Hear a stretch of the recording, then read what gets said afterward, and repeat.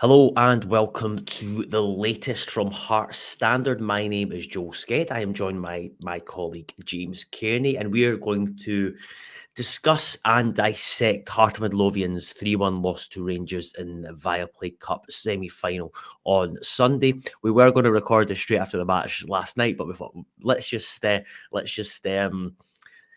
a night and then recall it. And especially because fans probably don't want to hear about a 3-1 loss to Rangers in the semi-final at Hampden Park immediately after having watched the 3-1 loss to Rangers at Hampden Park in the semi-final. So yeah, the Hearts maintained Rangers for the first half in Mount Florida, now and half time. Then within the first 5 minutes of the second half, Xander Clark brought down Danilo. James Tavernier scored the opening goal from the penalty spot. Frankie Ketton had a header saved by Jack Butland, and then within moments, Rangers were 2-0 up with Scott Wright scoring a goal that was quite reminiscent of the one he scored in the Scottish Cup final in 2022. Yeah, trying to get my years right. And then Hearts went close to scoring again. Stephen Kingsley's long-range effort, which was excellently saved by Jack Butland before James Tavernier scored another goal from a set piece this time. He hadn't scored against Hearts ever, and then he scored 3 in the past week or so. So, yeah, that's that. And Lawrence Shanklin then scored a consolation from the penalty spot after Nick Walsh had decided to send Stephen Kingsley off for a dive when it wasn't a dive and it was right in front of him. But again, that is... refereeing decisions is not the reason Hearts lost 3-1 at Rangers. So we're going to look at kind of 5 key questions, or I'm going to ask James 5 key questions around the game. But first, before we get into that, what is, having now watched the game yesterday and kind of a few hours have certainly passed, what's your feeling on what you saw yesterday, James? Now that the dust has settled a bit, I mean, you could see clearly what the plan was. Like, the plan is clearly similar to Ibrox the week previous, where it's going to be get men behind the ball, frustrate Rangers, make life difficult for them, and try and nick a goal at the other end and see what happens.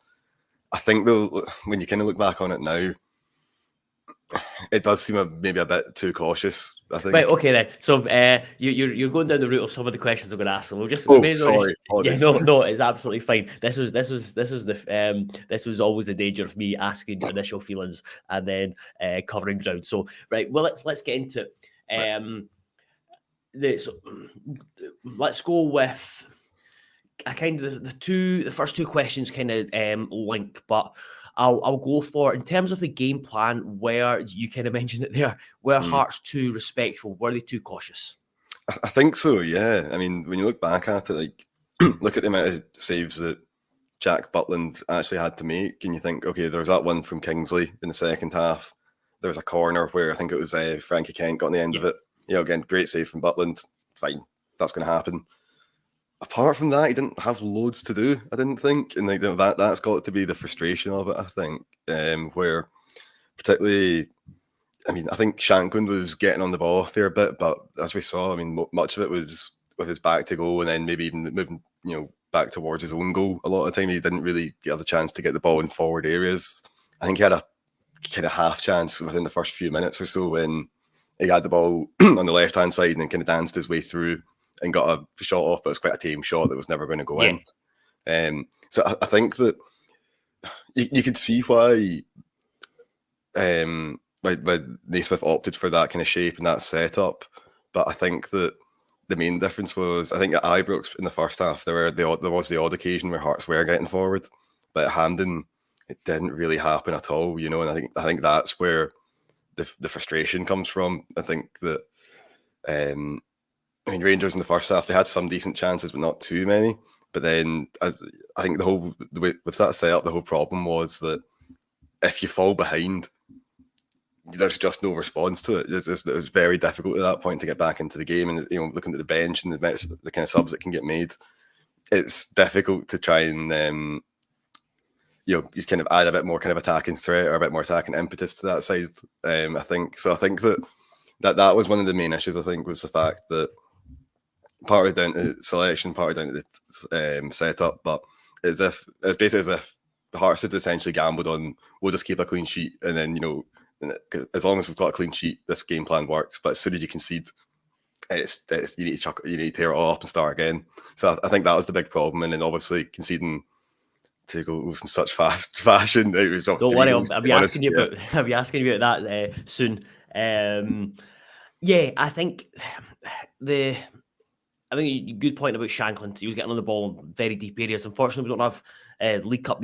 There's not many in-depth stats available for us that we do for league games or European games. So it's hard to kind of quantify certain elements. But it did look like Shankland's, a lot of his touches were coming in around the halfway line, or even in the Hearts half as well. And then you look at Rangers. We talked about it with different people. I think I maybe mentioned it on the pre-match show we did. It was either with Scott on Friday or ourselves at Hampden yesterday. The Rangers are, they're a team that probably they should be respected. They've spent a lot of money. They've got better players. They're able to recruit better players than Hearts. But I do think they're not a team that that should be feared. I feared it. Just you look at it, and it was only a few weeks ago that the Rangers fans were calling for a number of these players to either be dropped or never play for the team again. The average age of their back line, their four defenders, was near 32. These guys have been, certainly 3 of the 4 have been great kind of stalwarts for Rangers, but they're creaking, and they're not. And we've seen that over the past couple of seasons. They're not as formidable as they once were. John Lundstrom and Ryan Jack were not meant to be playing together this season. I think the summer overhaul was to kind of upgrade or give Rangers more options in there. Sam Lammers was jeered off recently at home, such has been his impact. And then someone like Scott Wright, a great player, but this is a player who I think he's been a good servant for Rangers. Came in, but at Aberdeen was a very inconsistent kind of winger, and then he's came up with 2 big moments against Hearts and at 2 occasions at Hampden Park for Rangers. And I'm just like, it's that balance where you need to treat Rangers with respect because they've got better players, but you also need to, I think you also need to make them feel uncomfortable. And I never really felt that with the game plan that we ever did make Rangers feel uncomfortable at really any point. Yeah, and I think that's the biggest frustration. It's the fact that when you look back on, I'll come to the end of the 90 minutes, Hearts hadn't really laid a glove on Rangers, not that much, not really. I think part of it as well is the fact that, like you mentioned, the Rangers have got that slightly older back line. Guys like Goldson, Balogun, Barisic, they're not quick players at all. Like Tavernier's no slouch, but the rest of them, like that's an area that can get exploited, and it just didn't happen at all. I mean, I think even at the first half, I think we saw Vargas doing that on occasion. Kind of stretch and try and get in behind, but I'm struggling to remember many times, if any, that happened at Hampden. So I think that's the frustration, just try to stretch the play because it didn't really happen. There was a couple of times when. I mean, there's a definite point in the first half when I think it was Cochrane on the ball on the left-hand side, and like Vargas started to kind of run beyond Goldson. And if the chip ball comes in, he's in. He's got Goldson beat for pace, but instead the ball is played short, and then it gets nicked off. And it's like little things like that where it's like, if the right decision gets made there, who knows what happens? But it's a poor decision initially. It's a poor pass. And then the attack breaks down before it can even get going. Vargas' 2 best moments were defensively, where he won the ball on the halfway line, and then the second one where he chased down Leon Balogun into the corner just before half time. That was excellent. Yeah. So it kind of leads me on to a point Graham Duthie's made here is. I also think too often players' first thought is to pass it back the way there's no Brave on the ball and everything else too safe. That leads me on to the second question, in that did the midfield work? Because that was probably the biggest talking point. You could argue Toby Sibbick being chosen new. There's a couple of guys who are really unhappy that he was chosen at right wing back. And again, hindsight, being a Monday morning manager, I wouldn't have picked Toby Siwick. I understand why maybe Naismith did it with the way the game plan he wanted, but I would have preferred Alan Forrest there. Again, it feeds back into the showing a bit more bravery and trying to be a bit more for attacking threat. But then probably the biggest talking point was George Grant over Cammy Devlin. And again, do you think that was like playing Monday morning manager? Do you think it worked? I don't think it did. No, I don't think anyone could say that it did. I think that, I mean, it is just strange that Devlin was dropped for Ibrox, started against Livingston, and then dropped for Rangers again. It's just, obviously the two games he didn't start, those are ones where Hearts are going to have to do so much off the ball, and that's what he's great at. And then the one game where Hearts are going to have basically all the ball, that was the one when he got given the nod to start. So I thought that was odd. I thought it was unusual. And I just think that there wasn't, I guess Grant was, the reason with Grant's inclusion, you'd have to imagine, was because he's a bit more forward thinking. He's maybe a bit more composed on the ball, especially moving into that final third. But I thought he had a really quiet game. I thought Neuenhoff as well didn't play very well, which is a shame, because obviously at Ibrox the week before he'd actually been probably one of Hearts' better performers. Obviously the week before that against Celtic he was absolutely honking. So again, it was a shame to see him put in another one of those kind of displays. But again, I think that particularly Neuenhoff and Grant, I don't think they got forward enough to try and help support Vargas and Shankland in attack. And then, because I think as Graham was pointing out as well, part of it was that the passing wasn't quite as quick and direct as it could be at times. I mean, there's one point I remember in the first half when Kai Rose was on the ball, and it must have been Cochrane was like out in acres of space on the left. And then the pass just never came straight away, and said it was worked back one and then out to him. It's like, just play that initial ball. You can take a man out of the game there, and then you can start asking some real difficult questions at Rangers. So I think that was definitely a problem. I don't think Beningame had his best game either. I mean, I think starting him was the right call. I think that you can see what he brings to the team. You can see why he was included in the starting lineup, but I thought he was a wee bit off it on Sunday at Hampden. I thought, for the second goal in particular, he really doesn't cover himself in glory. He basically just kind of stops running back halfway through the counter attack, and then all of a sudden, Rangers have obviously got them in. So I don't think the midfield setup worked that much. But like you kind of touched on, I think part of it as well is because the wing backs found themselves deeper than they would have liked. Now, I think on the right hand side with Sibic, that's understandable. He's a natural defender. He's maybe a wee bit more cautious at getting forward. That's maybe where you want someone like Alan Forrest who can come in and be a bit more forward thinking, a bit more direct. And then again, I think Cochrane as well on the other side, I thought that he struggled to get forward, which is a shame, because again, at Ibrox the week before in the first half, that was one of the things he was really good at. He was getting right up forward and getting into dangerous areas and making Rangers have to worry about him. Whereas I think in this one, again, it was a little bit too pedestrian in terms of the build-up.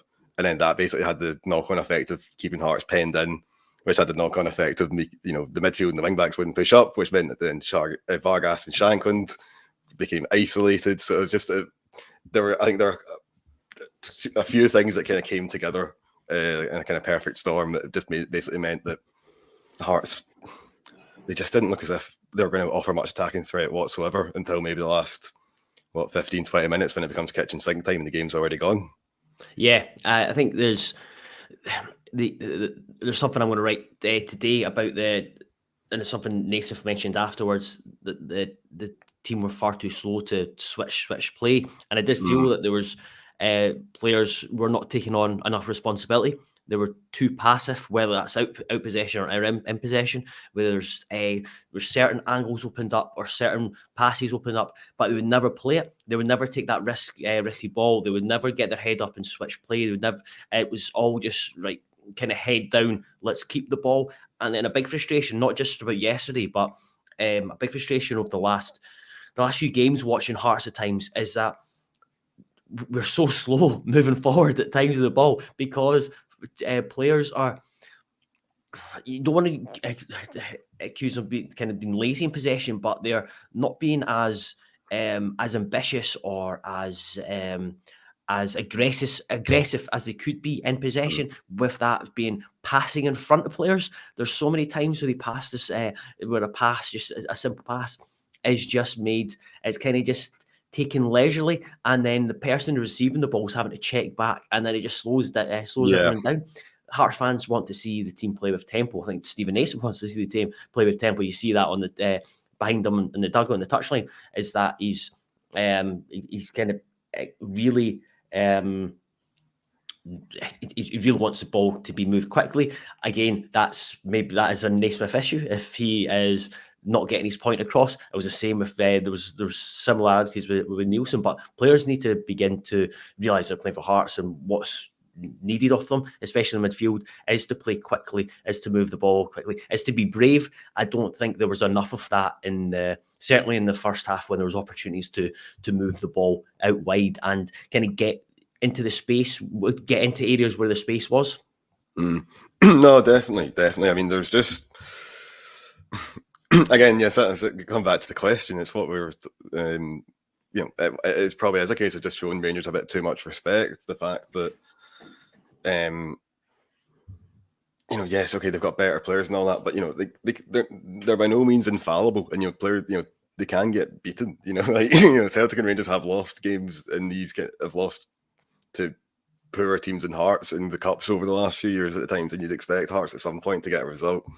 So I think it's just, again, I there needs to be a greater intent on the ball, I think, and we keep mentioning that, and Naismith and the players keep talking about it as well in their post-match interviews and stuff like that. But that is the big thing at the moment. It's the fact that there's not that same sense of urgency, I don't think, at the moment. I think that's what Hearts are really missing at. I'm not entirely sure how you fix that, because I mean, I guess it does come down to just Naismith and the coaching staff working with the players at the training ground through the week, and just try coach them into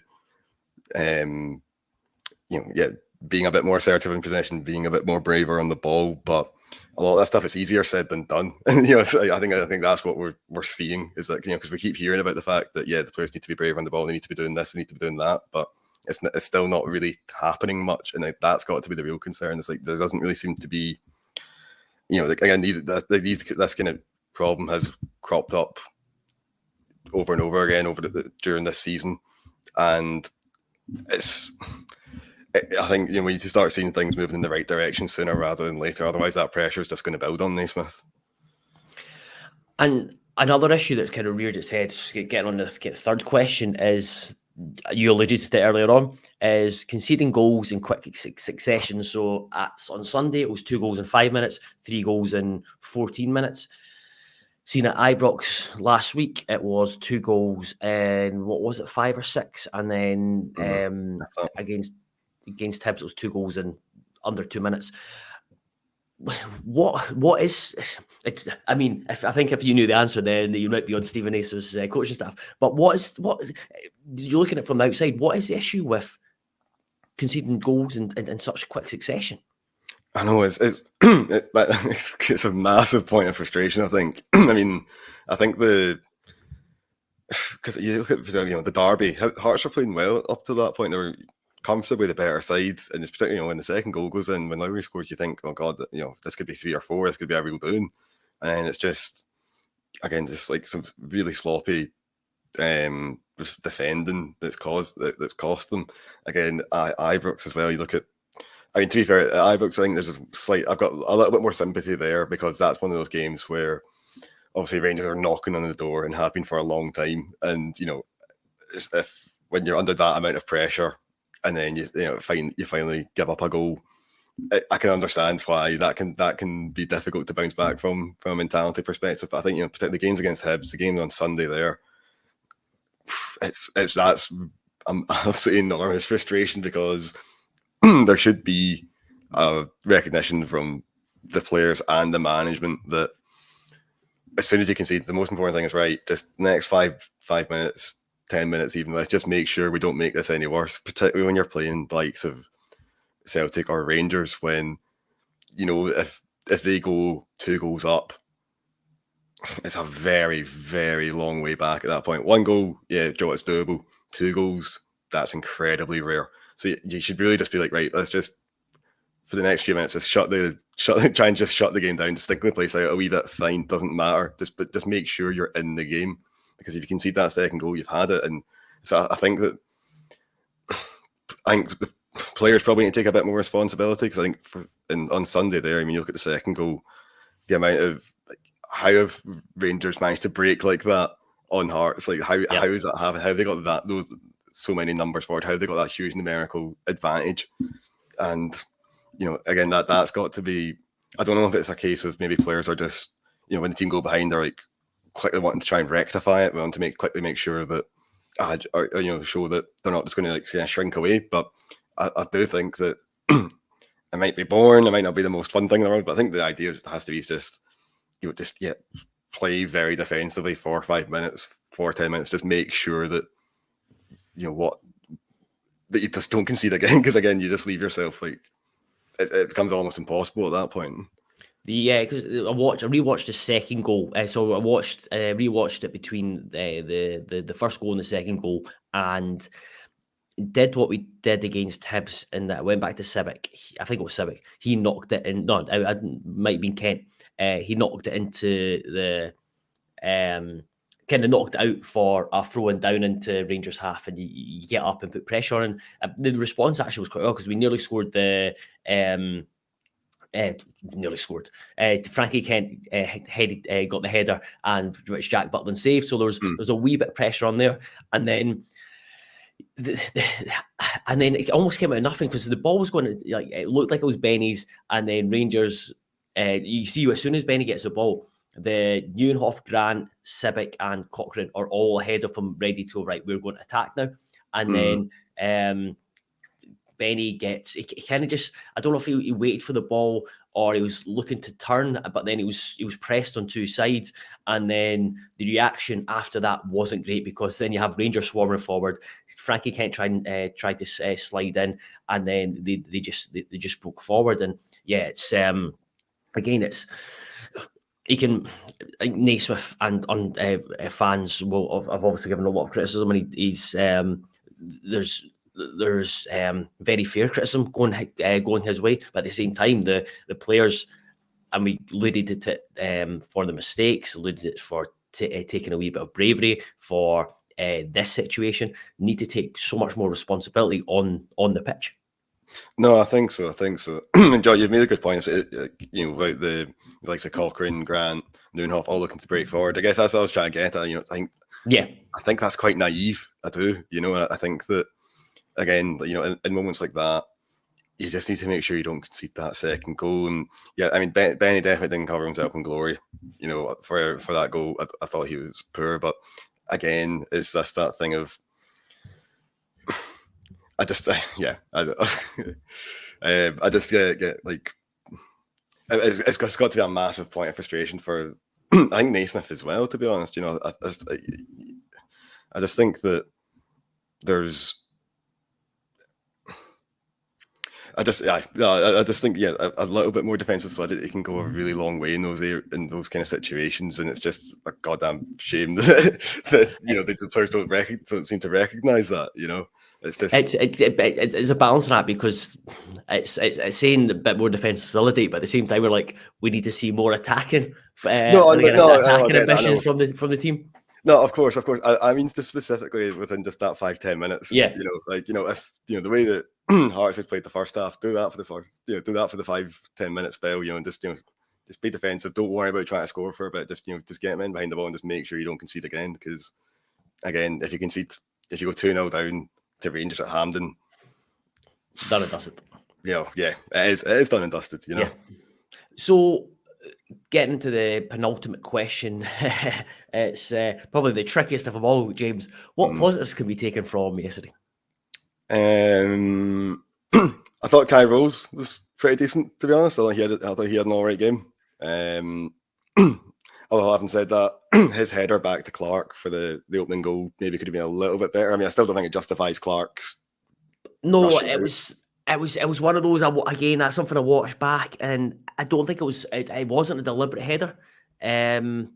It was. I don't think it was a deliberate header to go back there. Mm. It was a kind of reactionary header because it kind of came to him and he just kind of stuck his head out and it landed where it did. But yeah, I think I agree that I thought he had a strong performance. We talked about it in the first half. You kind of pinpointed that Rangers were crossing, kind of targeting him with crosses, but he looked kind that of way, stood up well to that.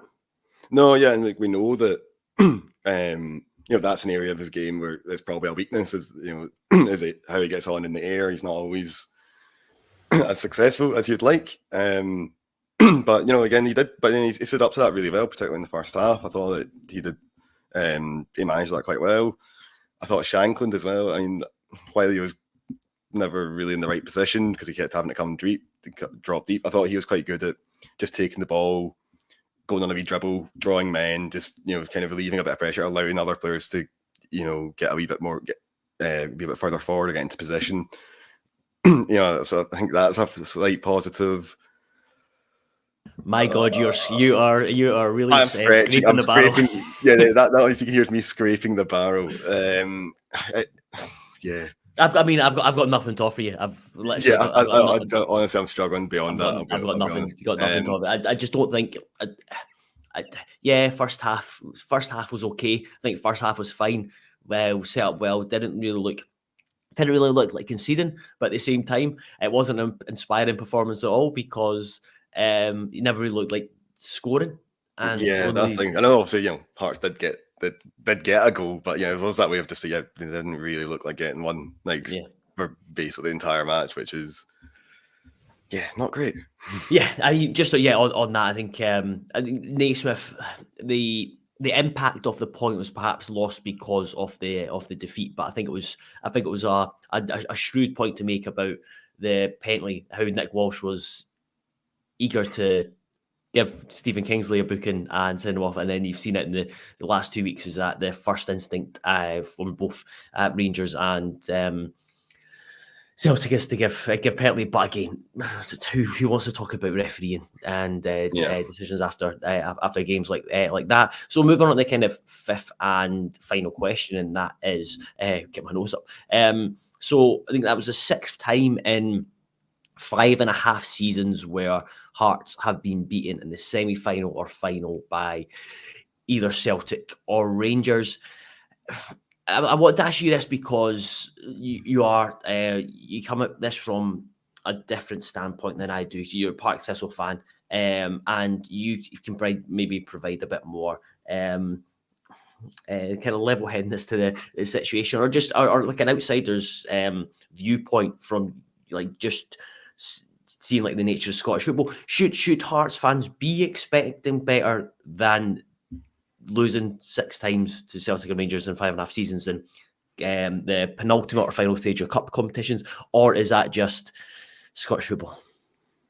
No, I think you can expect a little bit more. I think that the reality of Scottish football is you need to you're going to lose more of those games than you're going to win.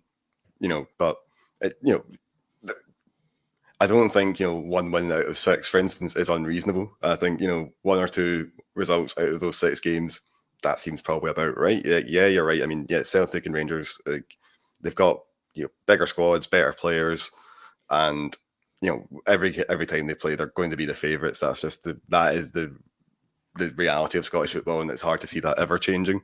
But that doesn't mean that they can't be beaten. It doesn't mean they're invincible. Because you look at other teams that have won in the cups recently. Whether that be going on to win them themselves or by knocking out Celtic or Rangers perhaps in the previous rounds. I mean, I take the point that semi-finals and finals are different because the Old Firm, they've been there a million times before. They know what they're doing. Game. And they probably do raise their game to an extent. Yeah, they do. But having said that, it doesn't, they're still there to be got at, though, and you need to try and have a go. I mean, we saw just earlier this season, Kilmarnock put out Celtic in the League Cup, and okay, that's a earlier round, and okay, it's at Rugby Park and all the rest of it, but you can't tell me that Kilmarnock are a better team than Hearts. I guess that's what I'm kind of getting at. I'm not going to tell you that they're not. I don't think anyone will. Well, maybe a few Kelly fans will, but I guess that's my point. Where it's most of them you should be expecting to lose. Yeah, that's going to happen at some point. But you also, law of averages. You should also beat them every now and then. that's the way it should be.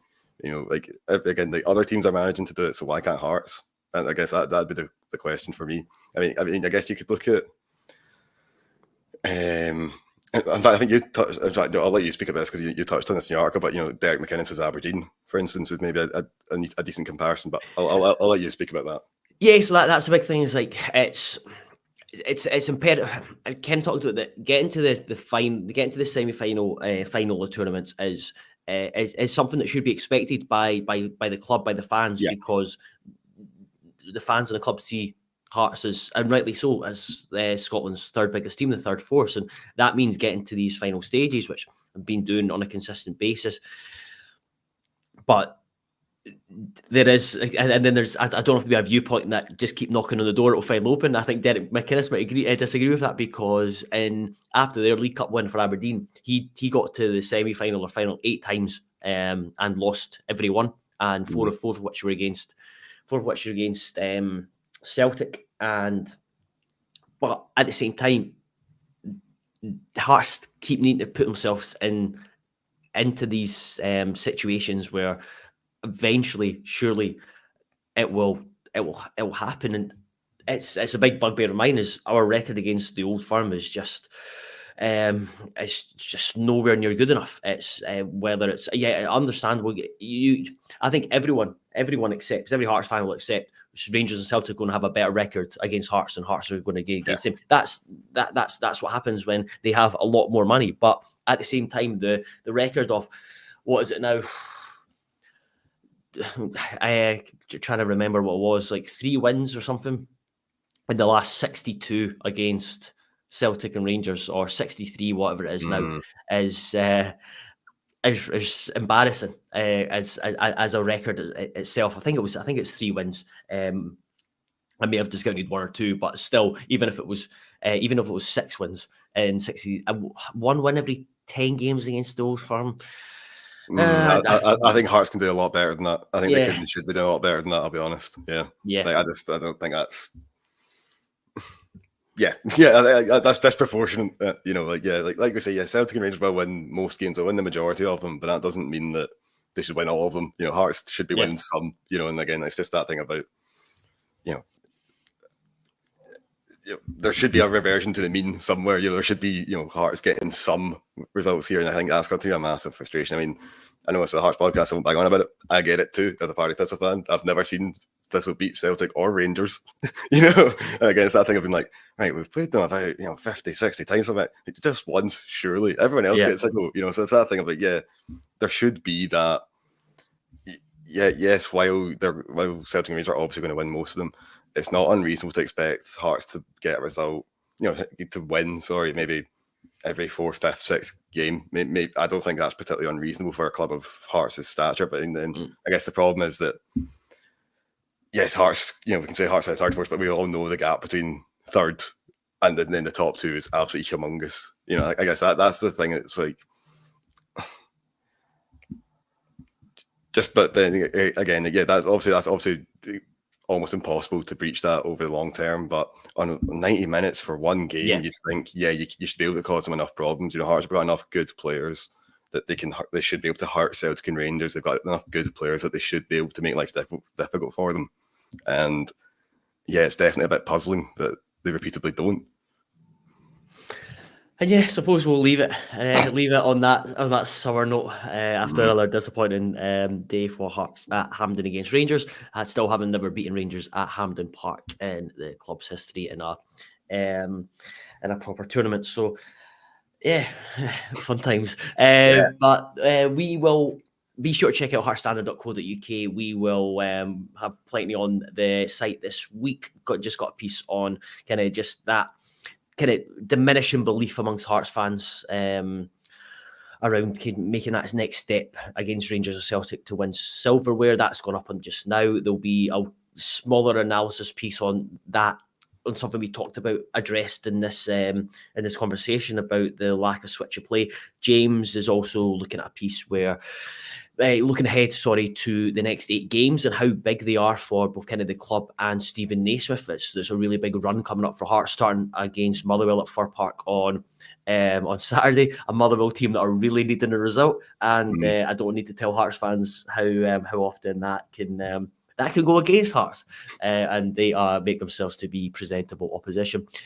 Later on this week, we will have our review of the first 11 league games of the season, and in-depth piece on the academy and B team, including some input from Joe Savage and Liam Fox as well. And then there'll be other things dropping across the week. And you're able to check this. If you're not able to listen on Twitter, Facebook, or YouTube, you can get this episode on as a podcast. It's on Spotify. I'm still trying to get it onto iTunes, and I think it might be on Google Podcast. It's been a laborious chore, but we will eventually get there.